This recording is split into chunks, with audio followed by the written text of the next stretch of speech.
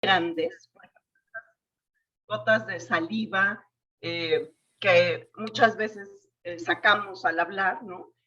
Van a caer más rápidamente y más cerca. Por eso, una de las medidas es la distancia, que tratamos de estar a 1,5 metros, 2 metros de otras personas para evitar estas gotas grandes que tienen virus adentro, ¿no?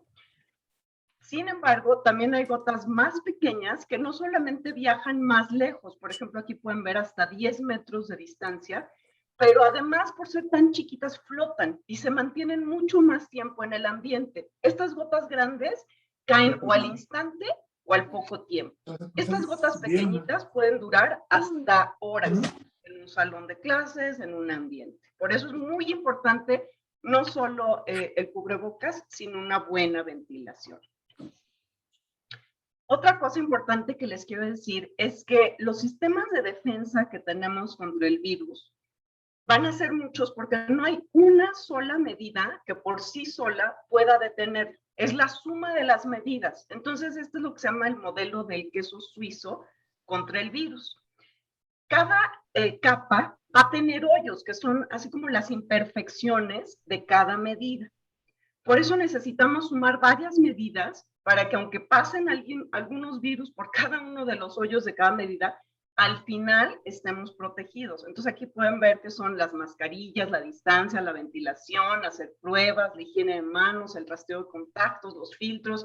Si sumamos todo eso, aquí empezamos con una concentración de virus que cada vez va pasando menos hasta que la persona está protegida. Entonces, por eso hay que sumar todo. Lo más cómodo sería que nos dieran una sola cosa mágica, pero no existe. Tenemos todos que hacer muchas cosas. ¿Cuáles son estas medidas de control? Bueno, el cubrebocas, muy importante, las vacunas para todos los que se puedan poner vacunas, hacerse pruebas, la ventilación, distancia de 1,5 a 2 metros, casi siempre tendemos a juntarnos mucho y la verdad es que también a los niños les tenemos que enfatizar que no deben de estar a menos de 1,5 metros de distancia de los demás. Los filtros escolares, como sería tomar la temperatura, enseñarles a los niños a ponerse bien el cubrebocas, pero además estar checando que durante el día lo traigan bien puesto. Y el reporte de síntomas, que esto hay diferentes formas de hacerlo, ¿no? Para los chiquitos puede ser de una manera, para los más grandes de otra, pero también cada día asegurarse si no tienen alguno de los síntomas. La higiene de manos, sobre todo, y la higiene de superficies, que es mucho menos importante de lo que se pensaba. No hay que hacer una cosa exagerada para nada. Y los protocolos de prevención y reacción, es decir, todas las medidas que vamos a tomar para prevenir que se infecten, pero seguramente alguien va a enfermarse. Entonces, saber qué vamos a hacer, tener un protocolo ya bien planeado de qué vamos a hacer cuando alguien se enferme, qué vamos a hacer como familia o como escuela. Vamos a empezar con los cubrebocas y aquí podemos ver que los cubrebocas se necesitan usar en la persona transmisora y en la receptora. Aquí tenemos el ejemplo de una persona que está infectada y no tiene síntomas, no sabe. Entonces aquí salen estas partículas, como decíamos, de diferente tamaño. Si esta persona trae cubrebocas, se protege de muchas de estas partículas. Esta persona tiene la máxima exposición porque no trae el cubrebocas. Cuando las dos personas tienen el cubrebocas puesto, tanto la emisora como la receptora, es cuando se disminuye al máximo.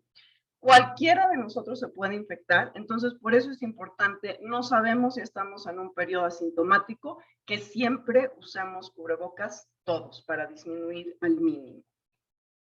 ¿Qué tenemos que contemplar en el cubrebocas? Van a tener que tener varios cubrebocas, tanto alumnos como maestros. Pueden ser reusables, pueden ser desechables. En cuanto a la calidad, tienen que fijarse que tengan al menos 3 capas y que sellen bien nariz, las mejillas y el mentón. La comodidad, desde ahorita, antes de que entren a la escuela, se tienen que asegurar que pueden usar esos cubrebocas durante varias horas seguidas.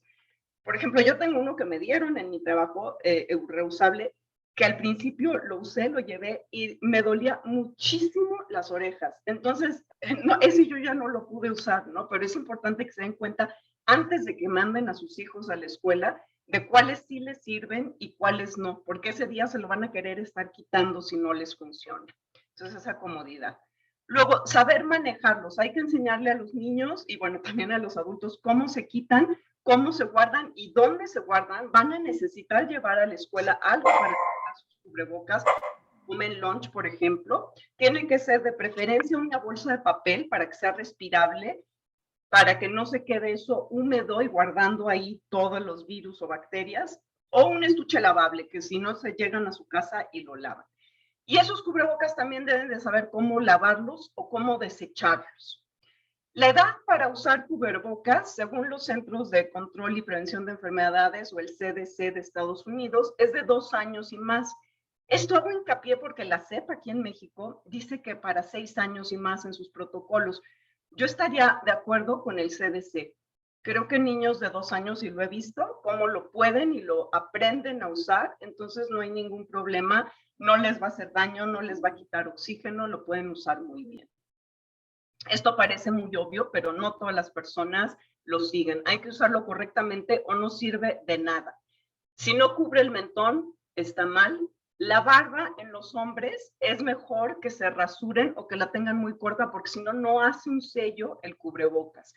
Obviamente la nariz de fuera. Yo tengo un amigo que me decía, bueno, pero pues si la traen de fuera, nomás se exponen ellos, pues mal por ellos. No, se exponen ellos y exponen a los demás, porque las partículas de virus salen y entran por nariz y boca. Entonces debe cubrir la nariz siempre.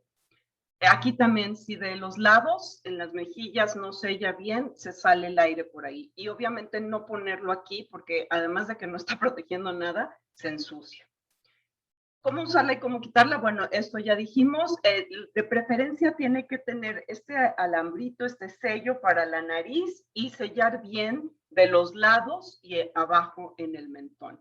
Se pone y se quita de aquí, de las liguitas que tiene. Nunca se toca de aquí enfrente, porque aquí es donde están los virus acumulados, si es que nosotros estamos infectados.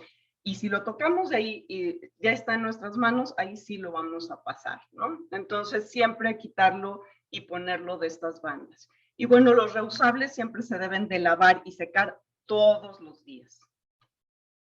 Hay aditamentos que sirven para que los niños puedan, sobre todo los niños, puedan tener un mejor ajuste de los cubrebocas, pero hay tallas también de cubrebocas para los niños, como estos aditamentos, ¿no? Para hacer que ajusten mejor.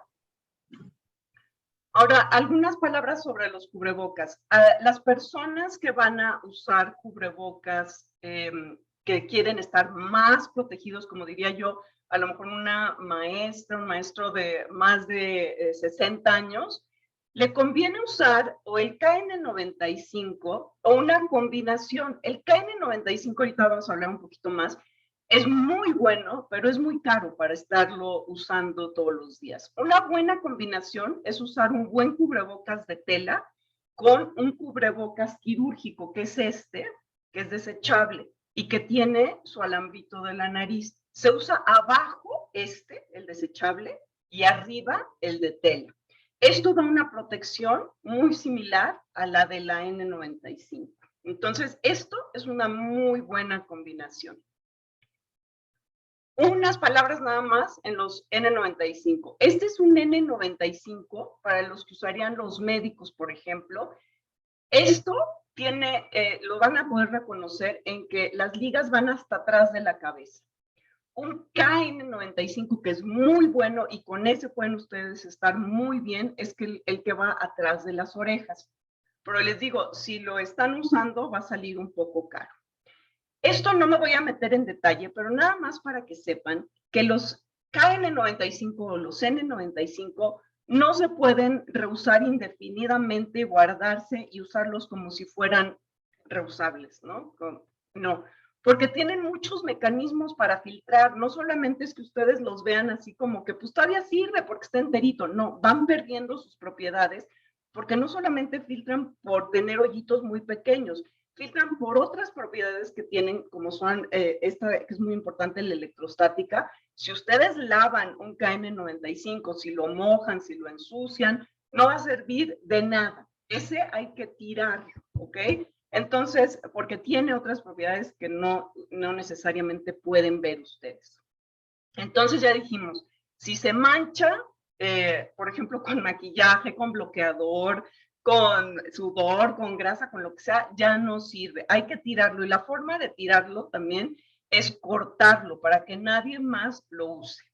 Un buen método de usar los N95, los KN95 es el del carrusel, es decir, ustedes se compran varios y los marcan, entonces los van rotando para que esos cubrebocas tengan la oportunidad de volver a recobrar algunas de sus propiedades, ¿no? Sin embargo, también no son como los de tela, no se pueden reusar indefinidamente.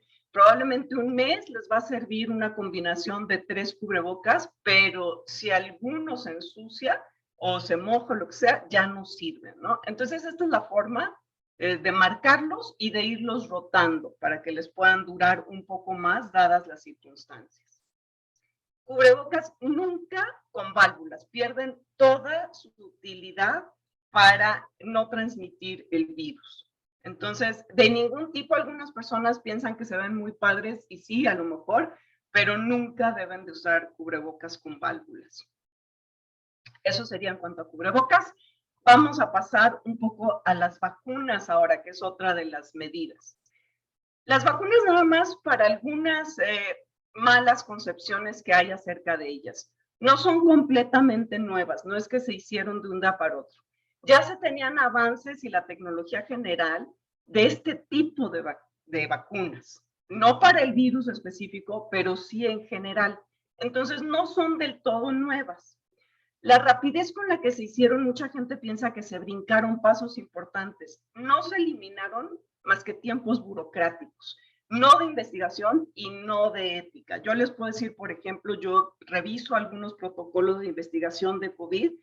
Ahorita todo lo demás que yo tengo, porque también reviso otros protocolos, todo lo demás se va a segundo plano. En cuanto nos llega un protocolo de COVID, de cualquier cosa que sea COVID, lo tenemos que revisar en ese momento. Entonces, esos son los tiempos que se eliminaron, por eso se dio una rapidez que no estábamos acostumbrados a ver. Y además aquí hubo una cooperación mundial que tampoco se había visto antes. Pero no se preocupen, no son vacunas mal hechas ni sacadas al aventón. En cuanto a los efectos secundarios, también dicen, bueno, no vamos a saber qué pasa a muy largo plazo. No, las vacunas en general presentan efectos secundarios máximo hasta 3 meses antes, 3 meses después de ponerse. Entonces, no es que estemos pensando que a los 2 años a lo mejor desarrollas una cosa rara por haberte puesto la vacuna, no. Y la mayoría de los efectos son en unos cuantos días. Los efectos secundarios de las vacunas son mínimos y normalmente los riesgos de no ponérselas son mucho mayores. Aquí nada más para que vean cómo las vacunas se desarrollaron principalmente para proteger contra la enfermedad severa y la muerte. Entonces, aquí, por ejemplo, pueden ver en un estudio de Israel de la efectividad de las vacunas, cómo protegen para que no haya tantos casos, sí, para que no haya tantos casos sintomáticos, pero sobre todo para evitar hospitalización y muerte. Eso es para lo que sirven más las vacunas.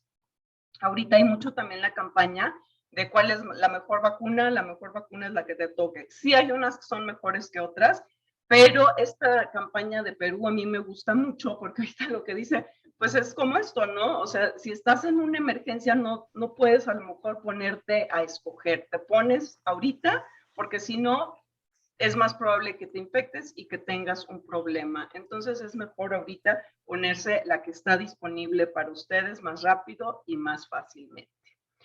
Esto también me gusta mucho. Aquí lo que pueden ver es un ejemplo gráfico de cómo por cada 102,000 personas que están vacunadas, este gran cuadro verde con los cuadritos chiquitos, solamente hay 100 que se vuelven sintomáticas, es decir, solo este cuadrito rojo de todas estas vacunadas, solo estas presentaron síntomas. Y de todas las que presentaron síntomas, solo este cuadrito pequeñito amarillo son las que se murieron, solo una persona de 102,000. Entonces, están haciendo su trabajo, están protegiendo bien las vacunas. Por eso sí hay que ponérselas. Ahorita lo que estamos viendo es que es una epidemia de los no vacunados. Ahorita los que están enfermándose son principalmente las personas que no se han vacunado. Por eso estamos viendo mucha gente joven y niños que ahorita están enfermos. No es que necesariamente esta variante Delta esté atacando más a los niños o que sea más peligrosa para los niños, sino es el grupo que no está vacunado. Entonces, por eso estamos viendo en proporción más niños, porque muchos adultos ya están vacunados y no le está afectando. Aquí estamos viendo los puntitos verdes son las personas vacunadas. Entonces, aquí en las personas vacunadas da muy poquita la enfermedad y da más bien en las personas no vacunadas. Y en este caso, pues son los niños, ¿no? Nada más, otro ejemplo más también de Israel. Vemos aquí los casos no vacunados, como están aumentando, y los casos vacunados, pues también ahorita con la variante Delta aumentaron un poco, pero no tanto. Entonces, nos sigue protegiendo. Esto nada más para poner los riesgos en contexto. Aquí nada más les puse el ejemplo de AstraZeneca, de cuando empezaron a salir estos reportes de algunas tromboembolias que podían darse. Se vio que se estaban presentando 4 casos en 1,000,000. Si eso lo comparamos con otras cosas que nosotros usamos, como sería las pastillas anticonceptivas, estaríamos viendo de 500 a 1,200 casos en 1,000,000. Si lo comparamos con el cigarro, 1,700 casos en 1,000,000. O ya si lo vemos con el mismo coronavirus, 165,000 casos en 1,000,000. Entonces, el riesgo de la vacuna de producir esta tromboembolia cerebral es mínimo comparado con el riesgo que tenemos si nos da coronavirus. Pasamos a las pruebas. Las pruebas que hay que hacerse son principalmente, están divididas en 3, las que conocemos, que son la PCR, que lo que va a medir es si hay una infección de ese virus, del coronavirus. La prueba de antígeno, que también es para ver si hay una infección, ahorita vamos a ver la diferencia, y la prueba de anticuerpo. Las pruebas de anticuerpo yo diría no se las hagan, sirven para saber si hubo infección, no sirven para saber si la vacuna funcionó. Ahorita hay otra lámina sobre esto. Yo diría esta ni se la hagan, no tiene caso hacerse pruebas de anticuerpo. Pruebas de antígeno pueden ser buenas cuando hay síntomas, pero no son igual de buenas que las PCR. Las pruebas de antígeno no van a salir positivas la mayoría de las veces si no hay síntomas. Entonces no funcionan igual de bien y no son pruebas tan buenas. Tienen más falsos positivos, más falsos negativos, a pesar de que son bastante buenas. La mejor y la que yo recomendaría que se use es la PCR. Sí es la más cara, pero sí puede detectar la infección aun cuando no hay síntomas y es la que menos probabilidad tiene de fallar. Es muy, muy buena. Prácticamente yo diría que 100% de que si te dice que tienes, lo tienes, y si te dice que no lo tienes, no lo tienes. Entonces, esta es la mejor, la PCR. Nada más aquí la de anticuerpo, ¿por qué no te sirve? Para saber también si la vacuna te funcionó, porque hay muchos mecanismos de defensa, no solamente los anticuerpos. Puede ser que tus anticuerpos no hayan subido mucho, pero la inmunidad que te está provocando esa vacuna va por muchos otros mecanismos, como ven aquí. Entonces, no te va a servir. Esas personas que se quedaron en duda, no les va a servir. Pasamos a la ventilación, una medida súper importante para prevenir el COVID.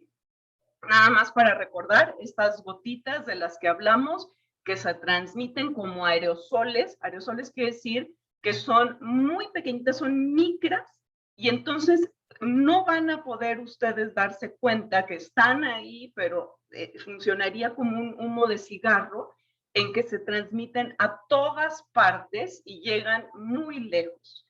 Entonces, ¿qué es lo que pasa aquí? Que mientras más fuerte hablemos, mientras cantamos o tosemos, van a salir más partículas y más lejos. Por eso es importante para los maestros, sobre todo, traer un cubrebocas, sí, pero también tratar de usar micrófonos o bocinas con su celular para no tener que alzar la voz, sino poder tener otras formas de que todos los oigan sin necesidad de alzar la voz. Esto salió muy al principio, pero sigue funcionando bastante bien de cómo disminuir los riesgos. Obviamente, mientras más silencio, más bajito hablemos y mientras más ventilado, mejor. Y el riesgo más grande es estar hablando fuerte y un lugar mal ventilado. Nos va a servir a nosotros para darnos cuenta cómo estamos en ventilación, tener un monitor de niveles de dióxido de carbono, que es lo que todos emitimos después de cuando respiramos, cuando exhalamos, es lo que sale y se va concentrando. Estos monitores son relativamente baratos, yo creo que son una muy buena inversión, no miden el virus, pero miden la ventilación. Entonces, aquí estaríamos en un buen nivel. Yo recomiendo 600, que tratemos de estar siempre a menos de 600 y no pasar definitivamente, yo diría, de 800 para asegurarnos que tenemos una muy buena ventilación. Yo tengo uno aquí, por ejemplo, o sea, el mío mide otros contaminantes de aire, pero digamos, así es de sencillo. Aquí, por ejemplo, yo ahorita estoy a 555, entonces está bien. Lo mejor es tener todas las ventanas y puertas que se puedan abiertas para que esté corriendo el aire todo el tiempo. Es más importante que planeen qué van a hacer, porque a lo mejor a las 8 de la mañana hace mucho frío y mientras más va transcurriendo el tiempo en el año, más frío va a ser. Entonces, prever que se vayan bien abrigados, pero no tener que cerrar ni puertas ni ventanas de los salones para mantener una muy buena ventilación. Esto va a ser lo más importante. Y ya casi para terminar, algunas estadísticas en México de cómo vamos. Bueno, aquí lo que reportan los números que ustedes pueden ver de la Secretaría de Salud, se supone que lo tenemos que multiplicar más o menos por 30. Entonces, estos modelos es lo que están haciendo. De cuántos casos hay, lo están multiplicando. Esto verde es lo que ya pasó, lo que ya se reportó y se multiplica por 30. Entonces, ¿cómo ha avanzado este número de casos? Y lo negro es lo que se proyecta. Este puntito es donde estamos actualmente. Acuérdense que la información tiene 2 semanas de retraso, más o menos, pero lo importante de fijarse aquí es que con la tendencia que llevamos ahorita, aunque ya se infectaron aproximadamente 91,5 millones de personas en México, todavía pueden infectarse aproximadamente 19 millones más. Por eso hay que seguirse cuidando, ¿no? La otra era de casos, este es de mortalidad, es algo parecido. O sea, ya tenemos 550,000 muertes asociadas al virus, no solamente por el virus, sino gente que, por ejemplo, ya no pudo ir a sus quimioterapias, entonces se murió de cáncer, pero asociado a que se relacionó con la epidemia, ¿no? Entonces, esto todavía puede ocasionar 44,000 más muertes en lo que falta todavía de la epidemia. Y esto es proyectado, esto ni siquiera es algo que ya es seguro. Esto es considerando las condiciones actuales sin considerar el regreso a clases, las fiestas que pueda haber del 16 de septiembre y cosas por el estilo, ¿no? Aquí, esta otra lo que nos está enseñando es un escenario también optimista en cuanto a que no considera esto que acabo de mencionar, pero como en rojo vemos cómo ha ido la epidemia, ¿no? Los infectados activos, y ahorita en negro es lo que se proyecta. Como ven, ahorita estamos en este pico nuevo, justo en estos días, ¿no? Si ustedes lo ven, el puntito amarillo fue el 22, ¿no? Entonces, esto pues fue el día de ayer, supuestamente, pero esto es un modelo. Entonces, dependiendo de cómo nos comportemos, no necesariamente empieza a bajar, sino que puede seguir subiendo o mantenerse en una meseta y tardar más en bajar. Ahora quiero ya pasar a niños. Esto era en general, ahorita ya pasamos, como ven aquí, la línea azul clarita es menores de 6 años, la verde es de 6 a 11 y la amarilla de 12 a 17. Como ven los niños, pues empezaron bajo, empezaron a subir aquí y actualmente esto es lo que vemos por la variante Delta, este disparo de cómo subieron los casos en forma importante en los niños. Estos son niños sintomáticos, nada más que se enfermaron. Aquí son los hospitalizados, nuevamente lo mismo, ¿no? Vemos el mismo código de colores y cómo ahorita, a partir de julio más o menos, con la variante Delta, empiezan a subir de forma importante. Por eso, este regreso a clases hay que hacerlo con muchísimo cuidado, ¿no? Aquí hay 3 gráficas combinadas. Estos son ya todos los menores de edad, en la misma línea, los positivos acumulados. Todo lo que llevamos se va sumando, por esto esta línea siempre tiene que ir aumentando, ¿no? Todos los que llevamos en miles de casos para niños, los casos estos son casi 130,000 niños, los hospitalizados, que llegan más o menos a 7,000 niños que han tenido que ser hospitalizados. Y aquí las defunciones, que han sido aproximadamente de 700, un poco más. Si nosotros vemos la letalidad, ¿qué quiere decir? El número de personas que mueren dividido entre las que se enferman, no entre la población total, sino entre los que se enferman. Entonces, aquí estaríamos dividiendo estos más de 700 entre 130,000, nos estaría dando 5 de cada 1,000. Y esto es sin clases presenciales. Por eso hay que tener mucho cuidado. Yo les recomiendo que si quieren más información, hay mucha gente que está ofreciendo información que no es solamente la que da el gobierno, ¿no? Y que además es gente muy experta, que ha hecho como una muy buena labor durante toda la epidemia. Entonces los pueden seguir, por ejemplo, aquí les puse en Twitter, ¿no? Los nombres de cada uno. Francisco Moreno y Alejandro Macías son 2 infectólogos excelentes que saben mucho y ofrecen información muy buena. Lorian Jiménez es una microbióloga de la UNAM que también está haciendo pues mucho movimiento por tener otro tipo de información, muchas pláticas que también pueden ustedes ver. Arturo Erdely, todos estos modelos que vimos, es matemático, entonces también está ofreciendo mucha información útil.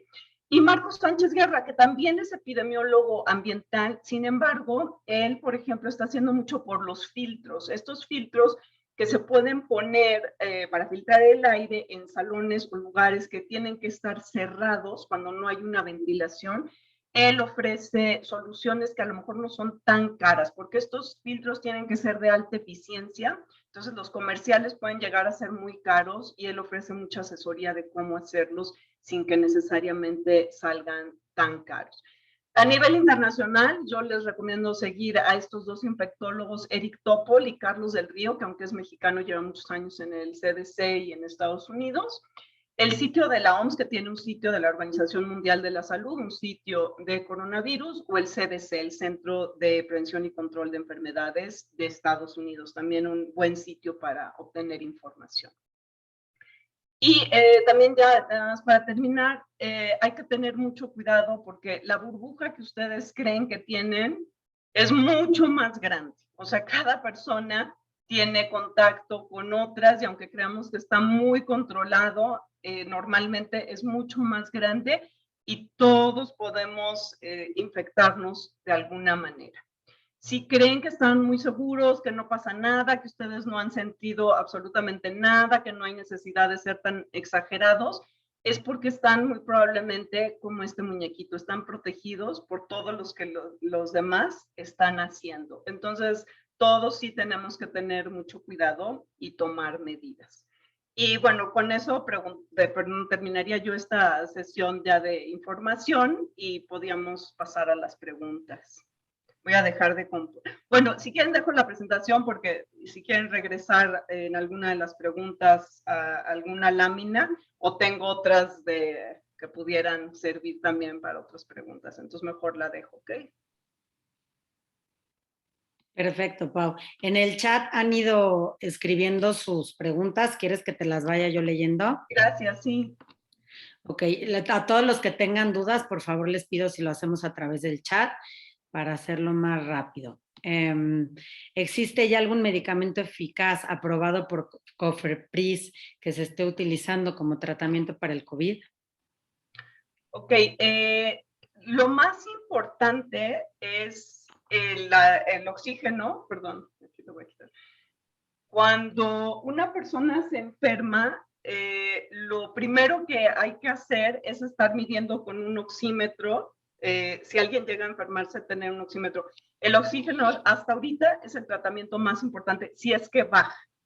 Después del oxígeno, lo más importante sería tratar los síntomas con algunos analgésicos, antipiréticos, quiero decir, para la fiebre, para los dolores, sobre todo el acetaminofén o paracetamol, como es el Tylenol o el Tempra, por ejemplo, eso sirve.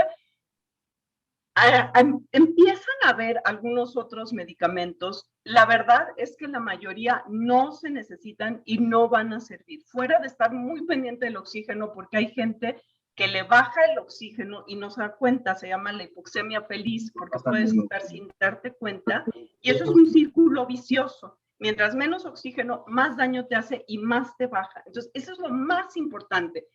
Quisiéramos tener un medicamento que sirviera, que lo curara mágicamente. No hay mágicamente. Ya se aprobó un antiviral y no es el mejor por COFEPRIS. Sin embargo, no es ahorita lo más importante. Y sí estoy viendo que muchos médicos recetan muchas cosas que ya se hicieron varios estudios y se vio que no solamente que no funcionan, que incluso pueden hacer daño. Es el caso de la ivermectina, es un antiparasitario que se usa en humanos, pero también a nivel veterinario. Se sigue recetando, no es una buena opción, pero muchos médicos lo hacen para que no sientas que fuiste en vano y que no te dieron nada. Entonces, la mayoría de las veces no se necesitan medicamentos, aparte de para controlar los síntomas. Ok. ¿Todos los maestros y personas de la escuela están vacunados? Sí. ¿Podrían, por favor, comentar secuelas de niños? Entiendo que hay muchos niños con meningitis derivado de COVID. Esto dicho por el médico pediatra infectólogo de mi hijo. Sí, muchos es la parte que pues yo pondría así como en términos relativos, porque en términos relativos pues no hay tantos, ¿no? Pero sí hay, yo miraría esta. Sí se está viendo un síndrome de larga duración por esta inflamación que provoca el COVID. Por cierto, también regresando a la de los medicamentos, hay también momentos para darlos, ¿no? Porque aquí es cuando empieza el contacto, aquí se da ya el periodo de incubación y aquí empiezan los síntomas. Después de esto puede complicarse y es lo que se está viendo en algunos niños, esta inflamación que puede ser a nivel de meninges y efectivamente da esta meningitis. Hay medicamentos como los esteroides, como la cortisona, la dexametasona, que se usan en estas etapas ya más tardías. Nunca deben usarse al principio porque bajan las defensas del cuerpo. Se deben de usar solamente si es necesario para esta inflamación tardía que se está presentando, sí. ¿Cuál es el motivo por el cual los niños menores de 6 años se están infectando en menor grado? ¿Es porque están más aislados? Los niños, me parece que tengo una por aquí, déjame ver. Perdón, no la puse. No es que estén necesariamente más aislados. Los niños tienen una carga viral menor normalmente y su cuerpo no reacciona de la misma manera porque mucho del problema es precisamente esta falta de oxigenación y esta inflamación que hace que se complique todo. Y la hipoxemia, esta baja de oxígeno, también no suele pegarles tan fuerte en este círculo vicioso que se hace. Entonces no suelen enfermarse tan fuerte ni tan frecuentemente. Tengo ahí un artículo, la portada de un artículo muy técnica, entonces precisamente por eso no la puse aquí en esta plática. Pero bueno, sí hay explicaciones científicas de por qué no se enferman tanto ni tan gravemente en general. ¿Qué porcentaje de niños que acaban con COVID severo tienen problemas de obesidad o diabetes infantil? Sí, no sé el porcentaje exacto, pero igual que los adultos, es un factor de riesgo. Los niños que tienen obesidad van a enfermarse más fácilmente y se van a complicar más fácilmente. Son, como ven, muy pocos niños en términos relativos los que se están enfermando. Entonces todavía no tenemos así como tanta información para comparar. A lo mejor en México sí pudiera ya haber algo, ¿no? Pero de estos que están saliendo positivos, de estos 130,000, habría que ver el porcentaje de obesidad, pero no tengo el número, perdón. ¿Nos puede dar recomendaciones de dosis de vitamina C y D en niños? No, disculpen, sí ayudan, pero como les comento yo muchas veces, esto es algo muy delicado. Esto depende de la edad y de las características, y sobre todo en niños, mucho del peso. Incluso la vitamina D, lo que yo siempre les digo, es una dosis muy específica. Una persona morena necesita más vitamina D que una persona muy blanca. Un hombre necesita más vitamina D que una mujer. Entonces son dosis muy específicas que hay que ver con sus médicos. La medición de oxígeno a través del oxímetro es un buen parámetro para saber si alguien está contagiado. ¿A partir de cuánta oxigenación debe uno de poner atención? Sí, es una buena pregunta. No nos sirve desafortunadamente para saber si alguien está contagiado. Tú puedes medir tu oxigenación y es bueno conocerse también qué niveles maneja uno, porque hay gente que incluso sin estar contagiada maneja mala oxigenación. Por ejemplo, la gente que fuma, que ya tiene algún daño, puede tener una mala oxigenación, y esto estamos hablando menor de 90. Entonces, depende también mucho de lo que uno maneje, de cuándo hay que empezar a preocuparse. Pero menor de 90 ya hay que tener cuidado, pero sobre todo conocerse. Yo diría que ahorita, si pueden tener un oxímetro, tampoco son muy caros. Y conózcanse, mídanse, sepan más o menos qué manejan ustedes. Debe de estar entre 95, 96 a 98. Y si baja de 90, pues ya con síntomas o ya con la sospecha de tener algo, sí habría que preocuparse. Ok. Bueno, hay algunas preguntas que son para el colegio, no son para la doctora, me las voy a saltar. Acuérdense, ahorita enfoquémonos en lo referente a preguntas del COVID para la doctora. Cualquier otra pregunta para el colegio la pueden hacer a través del mail que les hemos enviado. ¿Qué se sabe de la vacuna para niños de 2 a 11 años? Ok, desafortunadamente en México ya avisaron que no la van a usar, que ahorita no se va a poner, no se va a vacunar a los niños. Entonces, bueno, ya se está vacunando en el extranjero, por ejemplo, algunos tipos de vacunas de 12 a 17 ya están vacunando, y en el siguiente grupo, de 5 a 11, de 6 a 11, por ahí, dependiendo de los protocolos, ya lo están empezando, y tiene que seguir sus pasos, pero en cuanto también, si ustedes tienen oportunidad, pues yo sí les recomendaría ponérselas, si pueden ir a otro lugar a ponérselas. Perfecto. Seguimos teniendo preguntas, pero lo repito, estas son para la escuela, no tienen que ver con Paulina, entonces esas las resolvemos por otro lado. ¿Tienen alguien más? ¿Dudas para la doctora? A ver, también dicen, y para los de 12 será en México. Por el momento no hay planes de vacunar en México a los de 12. ¿Recomiendas que sí vacunemos niños de 2 a 12 años, aunque en el extranjero? ¿Y cuál? Ahorita, si entendí bien, de 2 a 12 todavía no se está aplicando para niños tan chiquitos la vacuna. ya hay protocolos de investigación para niños menores de 12. Entonces, bueno, en cuanto tengan oportunidad, les digo, son protocolos que se hacen con mucho cuidado de investigación. Entonces, si tienen la oportunidad y en cuanto esté disponible, yo sí recomendaría que se lo pusieran a los niños.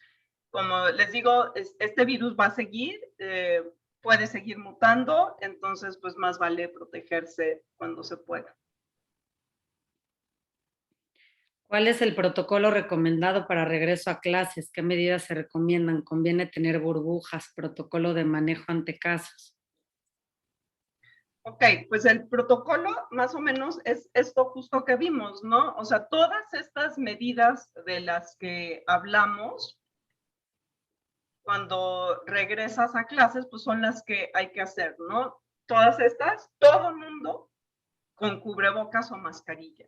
La distancia, tener muy buena ventilación, si pueden en cada salón tener su medidor de dióxido de carbono.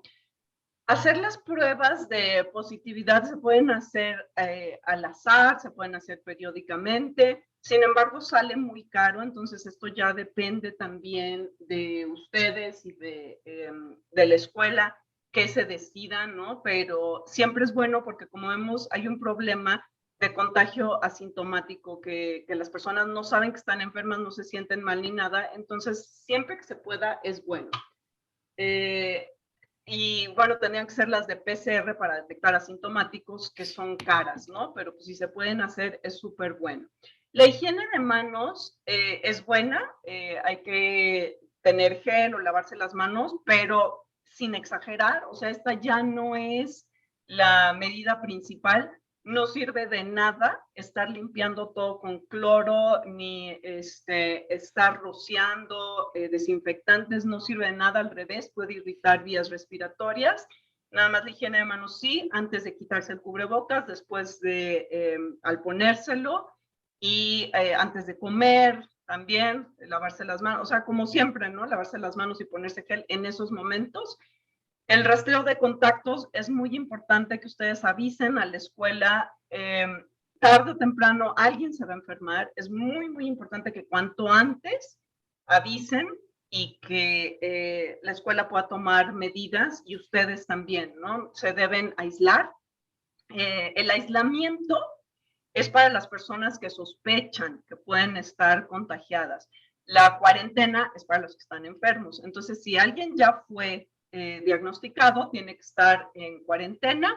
Se recomienda aproximadamente 2 semanas y las personas que tuvieron contacto con esa persona deben de estar también aisladas durante 5 o 6 días. Con la variante Delta probablemente es mejor 6 días hacerse la prueba a los 6 días. Insisto, lo mejor es la PCR. Si salen negativos, en cuanto salen negativos, después de esos 6 días pueden regresar. Si salen positivos, a partir de que salen positivos, tienen que aislarse durante 2 semanas aproximadamente.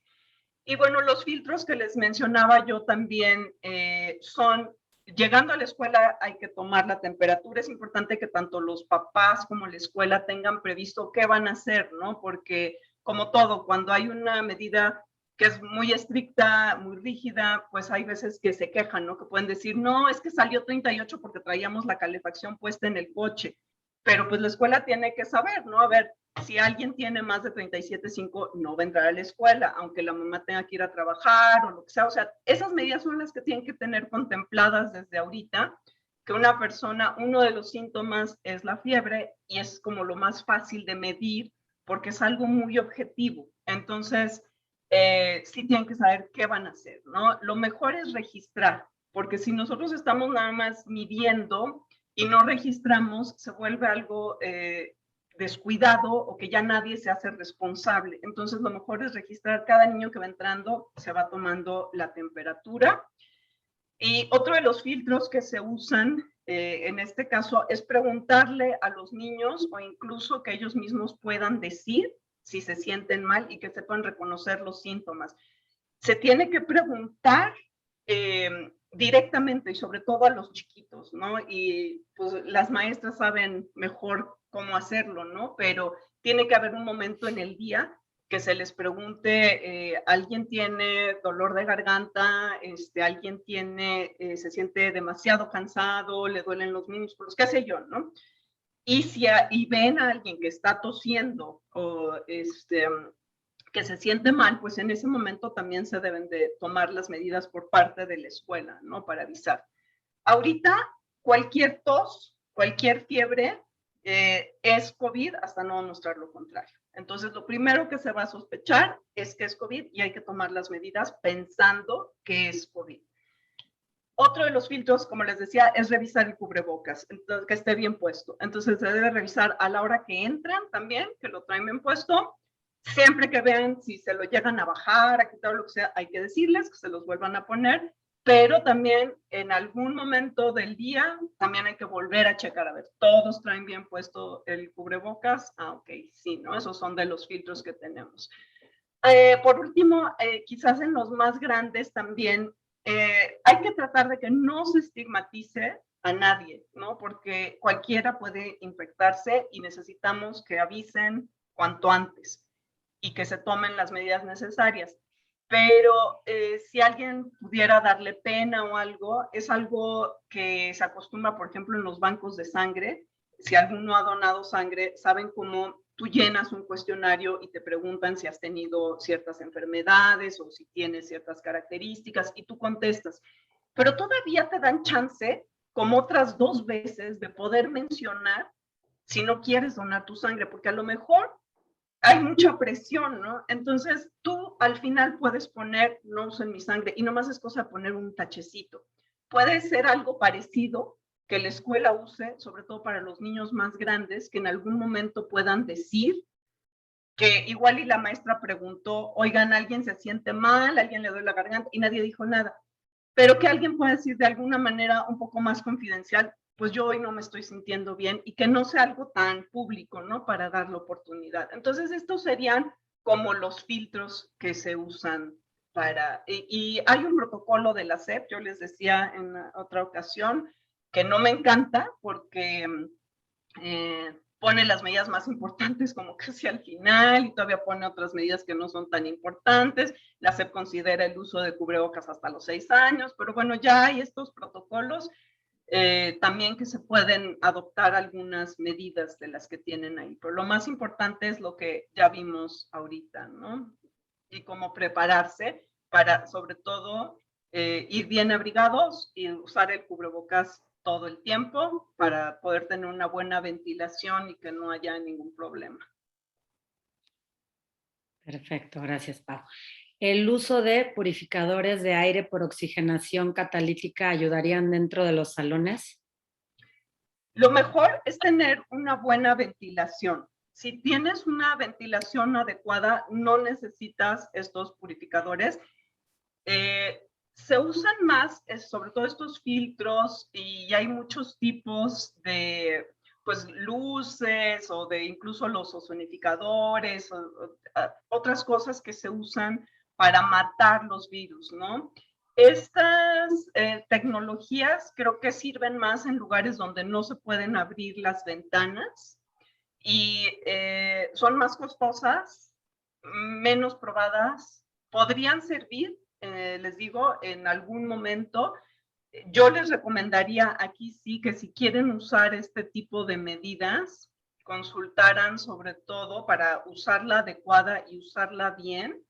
Yo les recomendaría consultar con Marco Sánchez Guerra. Él es muy bueno para esto, pero yo recomiendo que en un lugar como la Ciudad de México, o el área metropolitana, donde podemos tener ventanas abiertas, eso es lo mejor. Porque muchos de estos productos o no están probados para coronavirus en específico, o incluso pueden hacer daño, ¿no? Como estar rociando, les decía, con estos desinfectantes o con esta luz ionizante o estos ozonificadores que pueden irritar vías aéreas. Entonces, yo no soy experta en eso, no es la primera recomendación, lo mejor es ventilar primero, pero si ya quieren usar algo diferente, pues sí recomendaría un experto como el doctor Marco Sánchez Guerra. Nos preguntan si podemos compartir la presentación. Sí, sin problema. Y luego se las mandamos. ¿Cuál es tu posición respecto a las clases presenciales? Si yo pudiera escoger, yo no entraría ahorita por esto. O sea, ay, perdón, aquí. Estamos justo en el pico. Muchos expertos han dicho que no se trata, la pregunta no es si deben o no regresar a clases los niños. Eso, pues creo que ya todo el mundo está de acuerdo en que sí deben de regresar a clases. Las preguntas son más bien cuándo y cómo. Entonces, ahorita no hay mucha opción del cuándo, a lo mejor, pero sí hay mucha opción del cómo. Entonces, si yo hubiera escogido después, o sea, ya que bajara este pico, porque ahorita estamos en el mero pico, ¿no? Entonces, yo hubiera escogido después, pero si vamos a entrar, tenemos muchas medidas, como vimos, que podemos tomar para hacerlo muy bien y sobre todo en una escuela como la de ustedes, que no es tan grande, que tienen ustedes la capacidad, el entendimiento, los medios para comprar buenos cubrebocas, todo esto, creo que pueden hacerlo de forma segura y pueden hacerlo bien si tienen todos los cuidados. ¿Aún no hay conocimiento de cada cuánto tendríamos que vacunarnos? No, lo que se está viendo ahorita es que más o menos a los 8 meses después de que se aplicaron las vacunas, empieza a bajar un poco la efectividad. Hay vacunas que a lo mejor no empiezan tan altas, como sería la AstraZeneca, que sí es bastante alta, pero no tan alta como la Pfizer. La Pfizer empieza muy alto, la AstraZeneca empieza alto, pero no tanto, y a los 8 meses empiezan a bajar. La bajada de la Pfizer es más rápida, la bajada de la AstraZeneca es más lenta. Entonces, después de los 8 meses están más o menos igual, siguen siendo muy buenas. En algunos países que pueden, están recomendando empezarse a poner este booster o este refuerzo a los 8 meses, sobre todo para gente con bajas defensas, pero no es lo recomendado ahorita para todos, ni mucho menos en un país donde lo primero es terminar de vacunar a todos antes de estar pensando en refuerzo y sobre todo que la vacuna es una de las medidas, tenemos otras que podemos usar. ¿Podrían poner otra vez el slide de hablar bajito contra hablar fuerte en lugar cerrado, por favor? Sí, ¿verdad? Supongo. Esto es viejito, ¿eh? Otra cosa importante es que la información va evolucionando, por un lado, y el virus va cambiando. Entonces, por un lado, cada vez sabemos más y por otro lado, el virus va cambiando, entonces la información cambia. Entonces, yo sí los invito a que se mantengan actualizados y a que no piensen que esto es un desorden porque cambian las recomendaciones y porque cambia la información. Esto es normal y se da la mejor información que se va teniendo y no se da de forma irresponsable en la mayoría de los casos. Entonces, si en algún momento se usaba mucho, a lo mejor, bueno, vamos a empezar con esta desinfección o los tapetes sanitizantes o no sé qué, bueno, ya no sirven, ya se sabe que no sirven, no, nunca sirvieron, ¿no? Pero ya se sabe ahorita que no sirven de nada. Lo que pasa es que a la gente le gusta ver cosas como muy evidentes y siente que se está haciendo algo si tienes el tapete, ¿no? Y es más cómodo pasar por un tapete sanitizante que traer el cubrebocas todo el día. Pero la información va cambiando. Entonces hay que actualizarse, hay que dejar de usar esos e invertir en esos tapetes sanitizantes. Mejor hay que comprarse un oxímetro, un monitor de dióxido de carbono.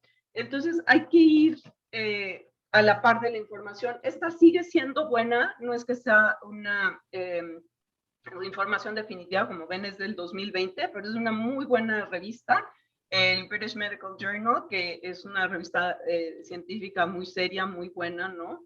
Pero sí nos da como una muy buena idea de qué es lo más riesgoso y qué es lo menos riesgoso. Para la doctora, ¿mandarías a tus hijos a la escuela? Bueno, creo que más o menos ya nos explicó, ¿no? Su postura. Y bueno, depende de la situación de cada quien, ¿no? Si yo es una balanza, yo tengo que balancear el riesgo contra el beneficio. Si yo estuviera en la posición, por ejemplo, yo trabajo, si los tuviera que mandar a la escuela porque yo trabajo y no me queda de otra, lo haría creo que con bastante tranquilidad. Si yo en mi casa les enseño muy bien a que el cubrebocas está puesto todo el tiempo, no se quita, les compro un muy buen cubrebocas y tengo información de la escuela que están manteniendo los salones bien ventilados y que me van a avisar cuando alguien se enferme y necesite yo tomar las medidas, estaría yo tranquila.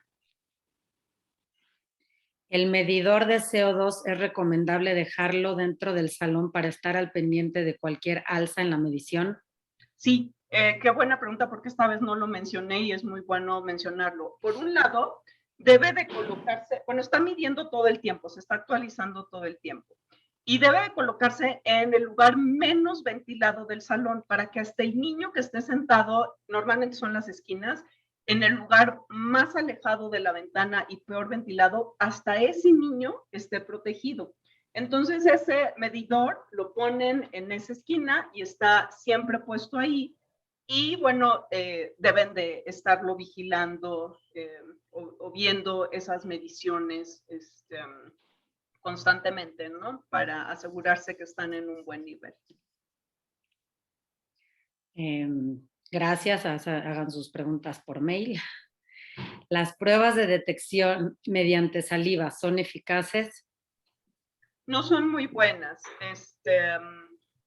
a menos que sea una PCR, pero no estas pruebas rápidas que se hacen en la boca, no son tan buenas. Si es una PCR, sí, aunque normalmente es la de la nariz la que te mete en el hisopo hasta adentro. Un favor, ¿podrían poner la diapositiva de la cantidad de CO2?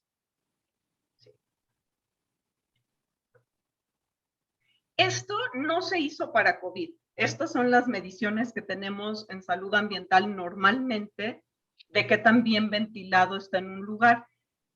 Afuera, normalmente está en 400 y tantos si tú pones un medidor de dióxido de carbono.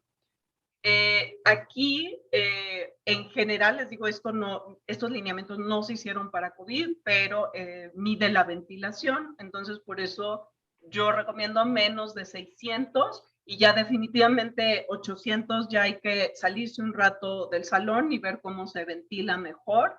Esto también es obviamente dado por número de personas y por tiempo. Bien, si es poco tiempo, aunque no esté muy bien ventilado, por ejemplo, si van a pasar 10 minutos ahí, no alcanza a concentrarse el dióxido de carbono. Igual el virus no alcanza a concentrarse. Entonces, está en función del tiempo y de la ventilación. Entonces, si van a pasar todo el día en un salón, es importante que esté ventilado todo el tiempo para que nunca suban los niveles. Si ven que empiezan a subir, pues hay que salirse del salón. También yo les mencionaba la otra vez, poner ventiladores. Si no hay mucho viento, hay veces que aunque esté abiertas las ventanas, entonces poner ventiladores apuntando hacia que ese aire esté saliendo y haya un buen recambio. En tu opinión, ¿recomiendas el regreso a clases de manera presencial? Pues ya se respondió, ¿no? ¿Se pueden combinar vacunas? Es decir, teniendo la primera de CanSino, tratar de conseguir otra como refuerzo en lo que llega a México la segunda de CanSino. Sí, hay algunos protocolos de combinación de vacunas ya específicas, ¿no? De cuáles se podrían combinar. Eso está en investigación. Hasta ahorita la recomendación, digamos, oficial, no solo en México, sino en el extranjero también, es usar la misma vacuna que te pusieron. Por ejemplo, si la primera te pusieron de Pfizer, que la segunda te pongas de Pfizer. Esa es la recomendación porque eso es lo que ya se sabe bien cómo funciona, aunque en investigación también están haciendo estas combinaciones con muy buenos resultados. Ahora, en particular, esta de la CanSino, desafortunadamente, es de las vacunas menos buenas.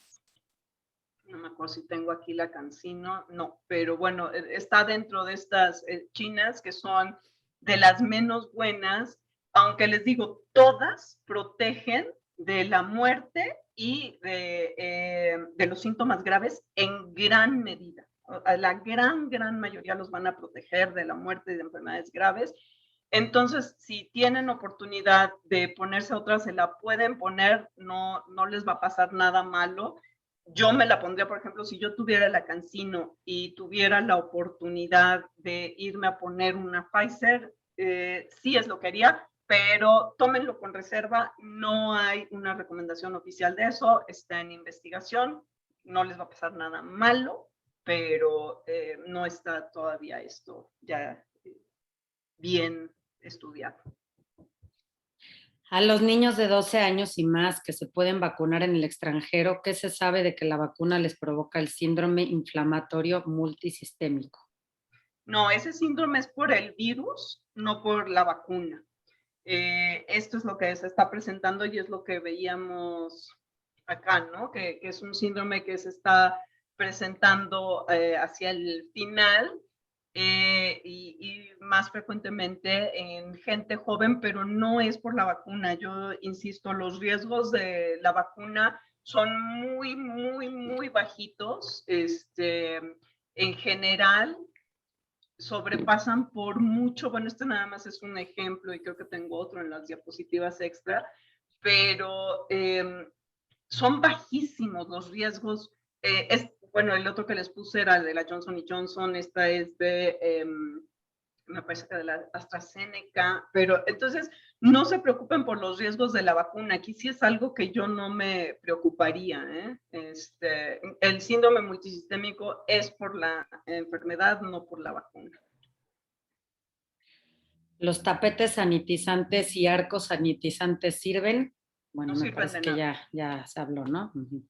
Sí, y bueno, también en relación a esto de la ventilación y el número de niños, porque preguntan si debe de haber un límite de niños por salón. Sí, porque precisamente eso lo tienen que ir viendo con las mediciones, ¿no? Mientras más niños, más se va a concentrar el dióxido de carbono, entonces tienen que encontrar ese balance entre que, en primer lugar, tiene que haber una distancia de 1,5 metros, 2 metros entre cada niño. Yo no sé de qué tamaño sean los salones de la escuela, pero eso ya va a limitar el número de niños. O sea, si mi salón mide, no sé, 10 metros cuadrados, pues eso limita el número de niños que yo puedo tener por el simple hecho de la distancia que tengo que tener a esos niños. Cada escritorio tiene que estar a 1,5 metros del otro, de cada lado, ¿no? Y atrás y adelante. Y además, esa ventilación que siempre me debe de dar esas mediciones que idealmente estén por debajo de 600. Entonces tienen que ir haciéndolo por ensayo y error, pero lo ideal es empezar con muy poquitos niños y si se puede ir desde ahorita empezando. Los niños más chiquitos exhalan menos, entonces voy a poder tener, si tengo el espacio, voy a poder tener un poco más de niños porque la concentración no se me va a ir tan alto de dióxido de carbono con niños chiquitos. Niños más grandes exhalan más dióxido de carbono, voy a tener menos, no solamente por la distancia y la ventilación, sino por la cantidad de dióxido de carbono que exhalan, ¿no? Pero sí hay que irlo midiendo, sí tiene que haber un número máximo de niños, y bueno, pues esto, como les decía, puede ir cambiando, ¿no? Si ven que al principio empiezan con 5 niños por salón, y luego ven, bueno, máximo vamos a poder tener 10 niños, estoy inventando, ¿no? Porque les digo, no sé qué tamaño es el salón, ni cómo están las ventanas, ni nada, ¿no? Pero sí es algo que tienen que ir viendo. ¿Y qué pasa con los asintomáticos? Es lo más peligroso. Sí, efectivamente. Por eso, o sea, ellos pueden estar exhalando en ese virus, o sea, cuando respiran, pero si ellos traen cubrebocas y la otra persona o todas las otras personas traen cubrebocas, disminuye muchísimo el riesgo de contacto y si hay una buena ventilación. Yo les mencionaba la vez pasada que a mí lo que más me preocuparía es la hora de lunch, porque es cuando van a quitarse los cubrebocas y normalmente van a platicar. Entonces, una forma de ayudar en esto es sentarse todos en una fila, una banca larga o qué sé yo, viendo hacia adelante, no en una mesa donde están frente a frente y la hora de lunch esperemos que pueda ser afuera, que pueda ser corta y nunca gritar, o sea, van a tener que cambiar estas medidas, ¿no? O sea, yo no sé si se les puede prohibir del todo hablar o si se debe, pero sí tenerlos alejados afuera en una sola fila que todos vean hacia el mismo lugar, que no estén frente a frente y pues comer el lunch y luego ya meterse, ¿no? Pero ese sería a mí como el momento que más me preocuparía. Doctora, ¿será necesario tener una relación de los papás que sí están vacunados? Pues eso ya sería como de la escuela, ¿no? Pero sí lo más recomendable es que todos los que se puedan vacunar estén vacunados, porque van a no solo ayudarse a ellos mismos, sino como veíamos en las primeras diapositivas, van a ayudar a que no se contagien los demás, ¿no?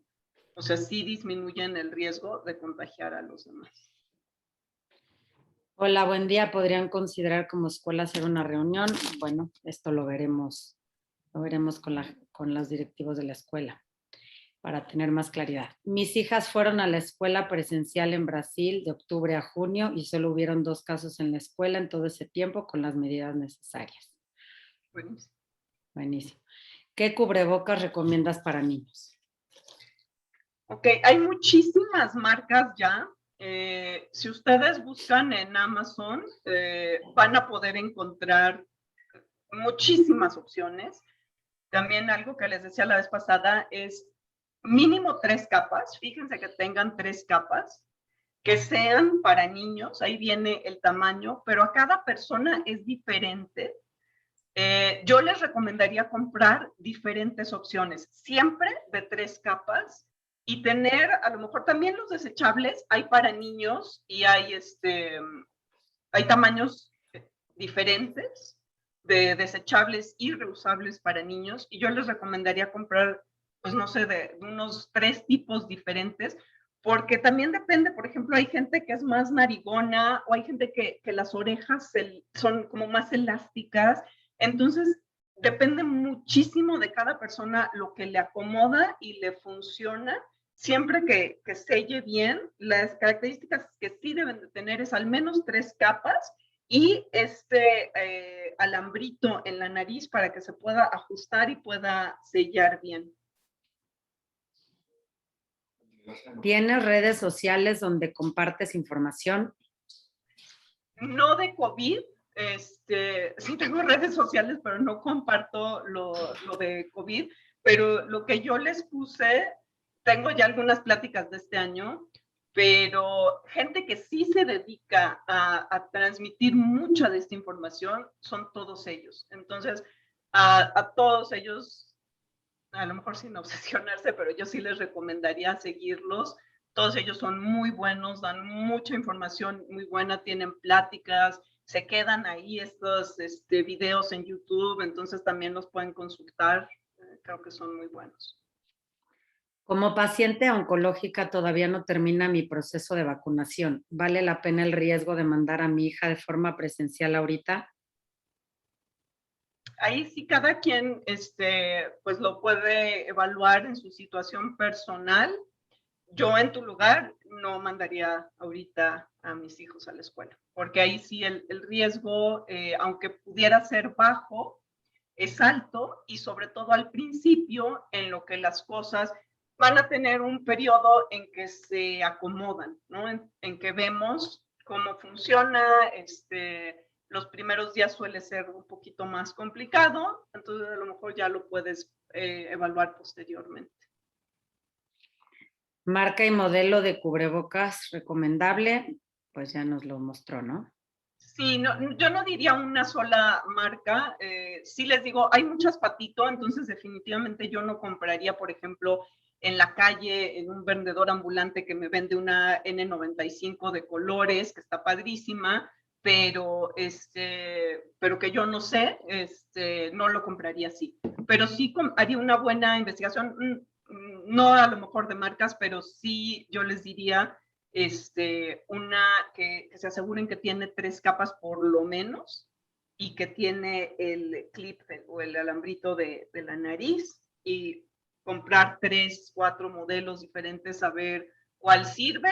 También, insisto, las estas pues que son de florecitas porque combinan con el vestido y así, normalmente están hechos para que sean más estéticas que funcionales, pero también en los niños también pueden combinar, ¿eh? También si quieren que les combine, pueden ponerle una muy buena mascarilla desechable con elástico en la nariz y encima la de tela.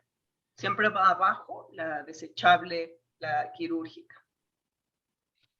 Doctor, ¿hay un número de alumnos recomendado por salón de acuerdo a lo que comenta respecto a la ventilación y medición de CO2 y considerando también la distancia? Eso es lo que ya también hablaba hace un momento, ¿no? Esa es la que traté de responder. No puedo decirles un número porque precisamente depende de qué tan buena es la ventilación y de la edad de los niños. Mientras más grandes, menos niños voy a poder tener yo porque más exhalan. Mientras menos niños, menos exhalan. Hay otra cosa que es importante, no solo por el virus que puedan estar emitiendo o los valores de CO2 que yo estoy midiendo, es el control que yo puedo tener de esas personas. Si nos regresamos a la diapositiva de la burbuja, mientras menos personas, es más fácil que yo pueda tener un seguimiento de quién se enfermó y con quién estuvo en contacto esa persona, que si yo tengo un salón más grande. Entonces, yo recomendaría que empezaran no solo por los niveles de CO2, sino por ese control con grupos muy chiquitos para poder ir viendo cómo les funciona. O sea, ese reporte de síntomas, todo esto que pudiera haber en algún momento dado, que yo pueda seguir, porque mientras más grande haga yo ese grupo, pues más grande se va volviendo también esa burbuja de afuera y esa capacidad de averiguar y de controlar lo que está pasando. Entonces, no les puedo decir un número exacto, pero yo sí lo mantendría bajo, sobre todo al principio. ¿Qué opinas de la vacuna Johnson y existe alguna recomendación para aplicar refuerzo? La vacuna Johnson & Johnson es muy buena. Estamos, yo creo que ahorita, como dicen en inglés, spoiled o echados a perder porque nos acostumbraron, aquí está la Johnson, nos acostumbraron a vacunas como la Pfizer, que tiene una efectividad, sobre todo de las variantes originales, de 95%, por ejemplo. La Moderna también buenísima, de 94%. Pero un 70 y tantos % de la Johnson & Johnson es buenísimo. Tiene también la cuestión práctica, que es una sola dosis. Entonces, esa es una muy buena vacuna y todas estas lo que protegen es de enfermedad severa y muerte en gran medida. Refuerzo de esta también lo están recomendando ya, sobre todo después de unos 8 meses, si se la pueden poner no antes. Y bueno, pues sigue, es lo que les digo también de la información, sigue actualizándose, sigue cambiando, pero así como que algo malo les va a pasar si se la ponen a los 8 meses, no. Pero sí hay que ver como los mejores tiempos en cómo hacerlo, ¿no? Muy buena información, gracias. Para la escuela, pueden por favor programar otra sesión y medidas que se tomarán. Bueno, todas las medidas y protocolos se han estado enviando por las circulares. Preguntas pueden enviarlas al mail de COVID y se les avisará si tenemos alguna otra sesión o algo. Si una persona estuvo en contacto con una persona infectada, ¿hasta cuánto tiempo debe de aislarse? Si tú te haces una prueba, debes esperarte primero. Si yo sé que hoy estuve en contacto con alguien que estuvo enfermo, o que está enfermo, me aíslo durante 6 días y al 6º día me hago la prueba. De preferencia la prueba de PCR, porque la PCR va a ser más cara, pero me va a decir con mucho más seguridad si estoy o no estoy contagiada. Entonces, a los 6 días me hago la prueba. Si salgo negativa, ya no tengo problema. Es una muy buena prueba la de PCR y voy a poder ya estar tranquila que no estoy contagiada y voy a poder salir. Si salgo positiva, me tengo que esperar 14 días a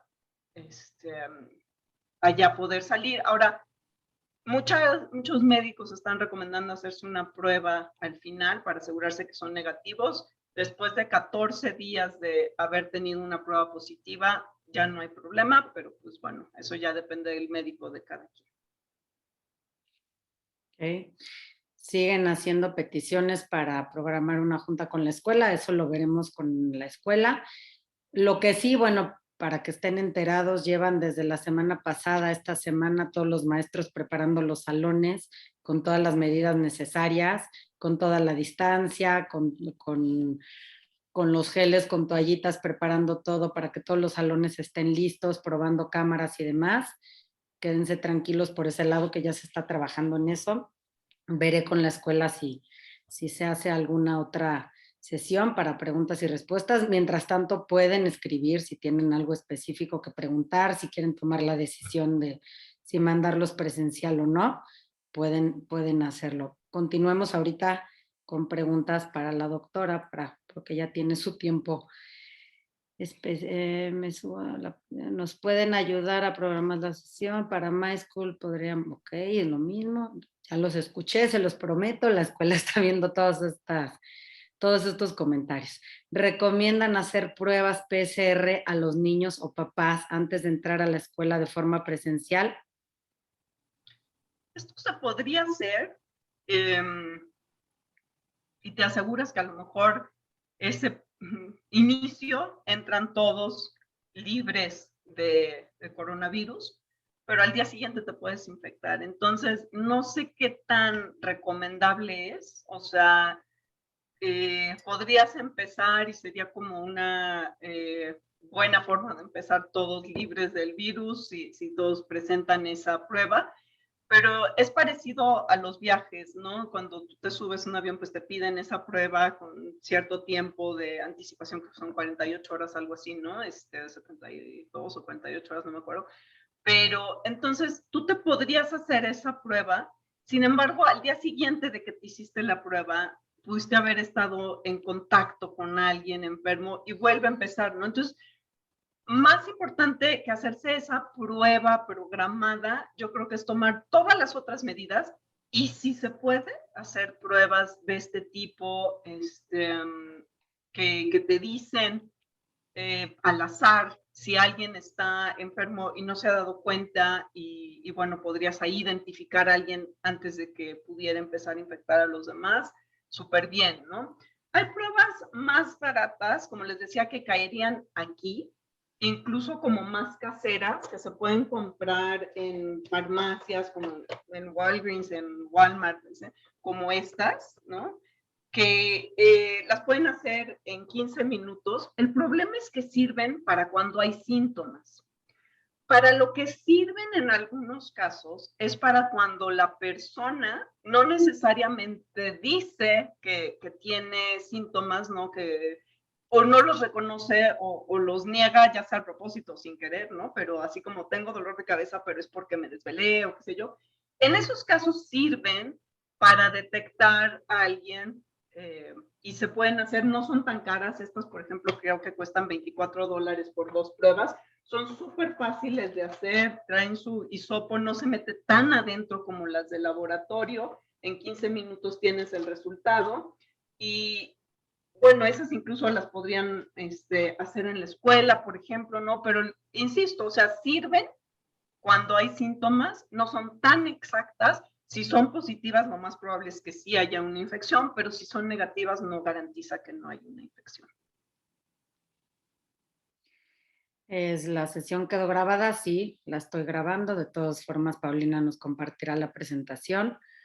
En el caso de kinder, ¿consideras importante desinfectar los materiales después de cada que se use? No, yo creo que es la higiene normal de siempre. No es una forma importante de transmisión del virus.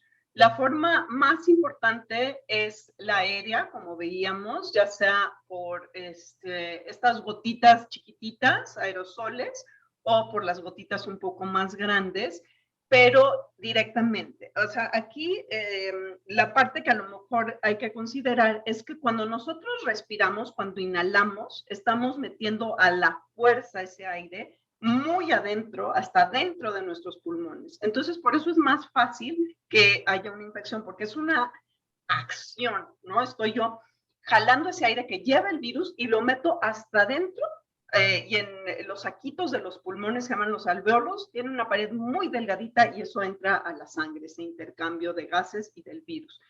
Sin embargo, otra vía pudiera ser las mucosas, que por ejemplo, sobre todo el cubrebocas, ¿no? Si alguien tiene un cubrebocas puesto y te lo quitas de aquí o te lo acomodas de aquí, aquí pudieran estar concentrados los virus. Entonces, si yo hago esto y luego tendría yo que tocar, por ejemplo, a algún amigo en los ojos o en la boca, que los niños chiquitos pudiera darse el caso, ¿no? Pero es como 1 en 10,000, la probabilidad es bajísima. Por eso sí hay que dejar esas medidas de lavarse las manos o ponerse gel o lo que quieran, pero no hay que exagerar en eso. Nuestras energías las tenemos que poner en más bien los cubrebocas y la ventilación principalmente y en estar todos vacunados. Esto de tocarse, pues sí pudiera entrar una cantidad de virus. Por un lado, la cantidad es mucho menor porque suele ser como un solo contacto, ¿no? A que si yo estoy respirando durante horas un aire contaminado o muchos minutos pudiera ser. Y además no es una acción que lo están metiendo, ¿no? O sea, hay un contacto, pudiera entrar, pero no es algo tan activo. Por último, la piel, por ejemplo, no es una entrada. La entrada son mucosas, que es la boca, los ojos, la nariz, si se tocaran, ¿no?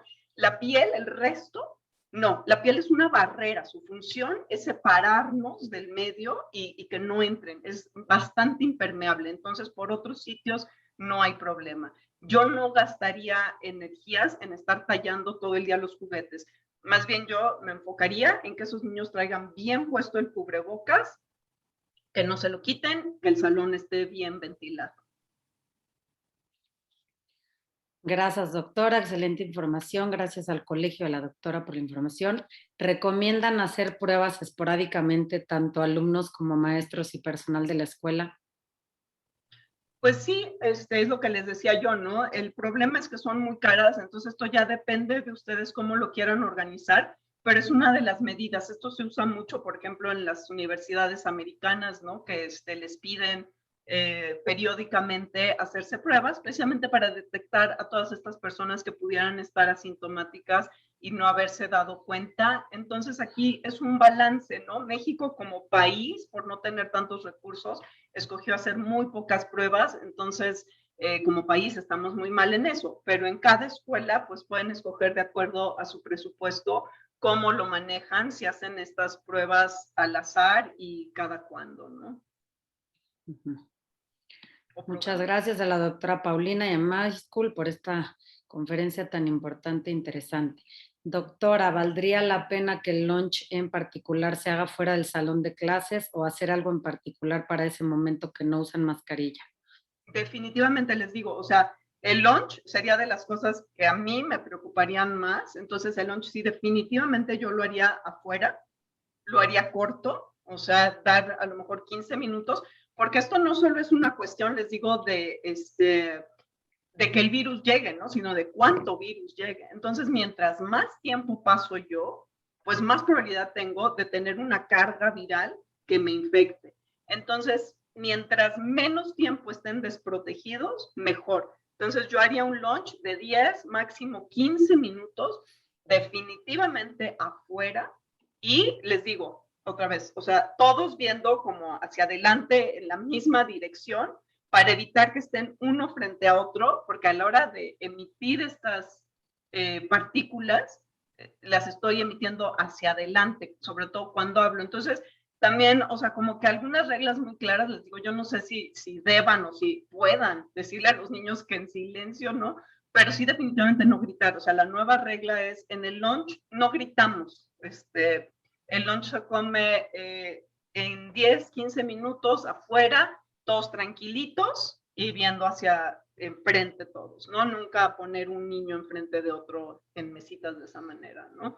Incluso podían salir por turnos, ¿no? O sea, salen algunos niños al lunch mientras otros están, no sé, jugando, haciendo otra cosa, qué sé yo, pero sí tratar de controlar esa parte.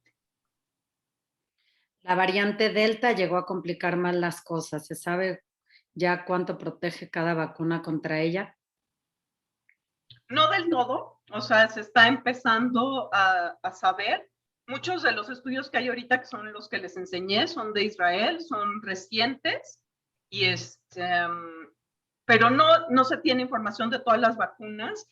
Lo que están haciendo los estudios, la mayoría de los estudios son pues los países más desarrollados y no todos los países tienen las mismas vacunas. Aquí en México tenemos muchísima variedad de vacunas, más los que se vacunan fuera, pues entonces tienen otras vacunas que no están disponibles aquí en México, como la de Moderna, ¿no? Por ejemplo. Entonces todavía no sabemos exactamente cómo es la protección, pero aparentemente es bastante buena en general de todas las vacunas, sigue siendo para evitar muerte y síntomas graves, o sea, hospitalización, intubaciones, eso es lo que evita la mayoría de las vacunas. Mucha gente se está, otra vez en términos relativos, se está enfermando aún con vacunas, pero no se está enfermando grave, ni está muriendo tanta gente. Entonces, esa es la parte buena, ¿no? Gracias, gracias, gracias, gracias a ustedes por escucharnos. La clase de deportes es muy difícil respirar con tapabocas al hacer ejercicio. ¿Cómo recomiendas la protección en ese momento?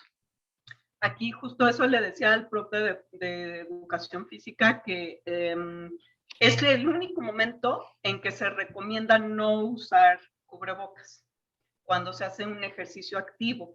Entonces yo lo que les decía es que tienen dos opciones, ¿no? Una es que esta clase de educación física puede ser de cuestiones que no impliquen una alta demanda de oxígeno, por ejemplo, ejercicios de balance, de estiramiento, no sé, de algo que no implique que necesitemos mucho oxígeno y que lo podamos hacer con cubrebocas. Otra es, si sí van a hacer alguna actividad física que requiera demanda de oxígeno, tiene que ser extramuros, es decir, afuera, al aire libre y muy separados. Y también, o sea, no deportes de contacto, no alguien que voy a tener aquí junto a mí respirándome, definitivamente no. A lo mejor sí es correr, no sé, vueltas durante cierto tiempo, ok, pero con una distancia bastante grande entre uno y otro y al aire libre definitivamente.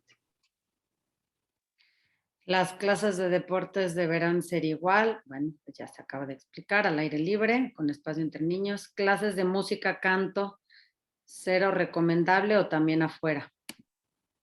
Clases de música pueden ser, pero yo sí diría que ni siquiera afuera fueran de canto, que ahorita no instrumentos de viento, que se limitaran a, por ejemplo, les mencionaba yo, percusiones o algo que no implique más riesgo, que lo puedan hacer con cubrebocas y que no implique que estén soplando ni cantando, porque sobre todo los niños chiquitos, creo que es muy frecuente que cantan a un volumen muy alto y que incluso muchas veces se les motiva esto, así como no los oigo y no sé qué, ¿no? Entonces, ahorita nada de eso. O sea, yo diría que ahorita la clase de música, de preferencia, evitar cantar, evitar flautas, todo eso, más bien dedicarse a otros instrumentos que no impliquen tenerse que quitar un cubrebocas o tener que soplar incluso o cantar con cubrebocas, ¿no?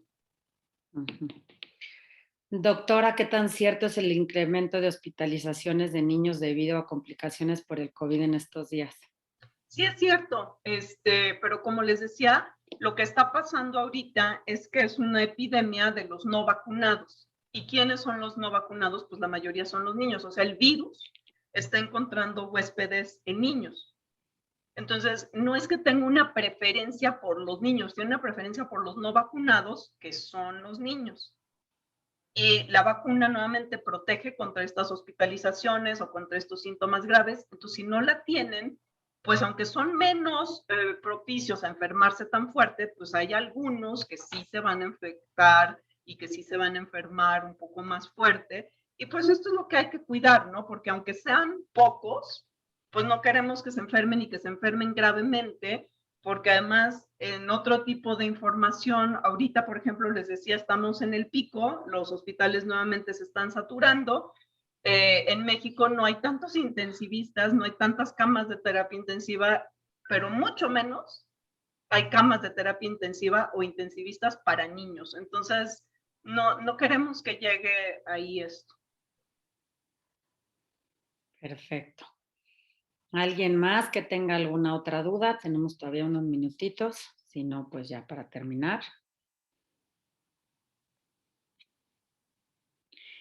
Mil gracias, mil gracias, Paulina, mientras, por tu tiempo, por tu explicación. Creo que fue súper importante esta plática, esta presentación. Se aclararon mil dudas.